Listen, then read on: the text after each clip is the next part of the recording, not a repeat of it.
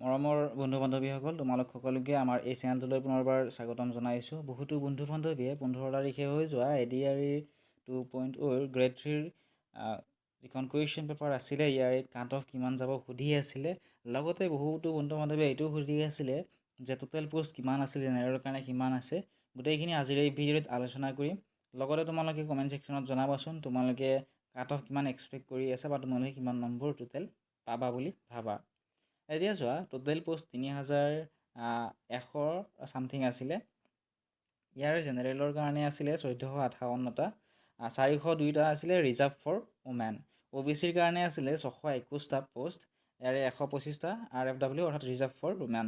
Next SCৰ কাৰণে আছিলে 181টা, ইয়াৰে 50টা আছিলে ৰিজাৰ্ভ ফৰ ওমেন।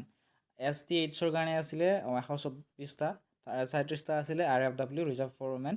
STPৰ কাৰণে আছিলে 260টা আৰু 74টা আছিলে ৰিজাৰ্ভ ফৰ ওমেন। ছায়েন্সৰ কাৰণে আছিলে 368টা পোষ্ট। এতিয়া কাট অফৰ ৰিলেটেড বহুতো কুৱেশ্যন তোমালোকে সুধি আছিলা, বহুতে বিভিন্ন ধৰণৰ কাট অফ হৈ আছে।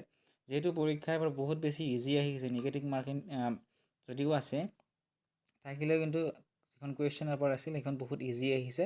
গতিকে জেনেৰেলৰ 131ৰ পৰা 137ৰ ভিতৰত কাট অফ যাবই। নেক্সট OBCৰ 125ৰ পৰা 130। বহুতে OBCৰ কথা কৈ আছিলে যে OBCৰ ইমান নাযায়, তেনেকুৱা নহয়। এবাৰ যিহেতু বহুতো পৰীক্ষাৰ্থীয়ে পৰীক্ষা দিছে আৰু বহুতৰে পৰীক্ষা ভালেই হৈছে, গতিকে 125ৰ ওপৰত থাকিব কাট অফ। নেক্সট SCৰ 118ৰ পৰা 123 আৰু STৰ 112ৰ পৰা 117।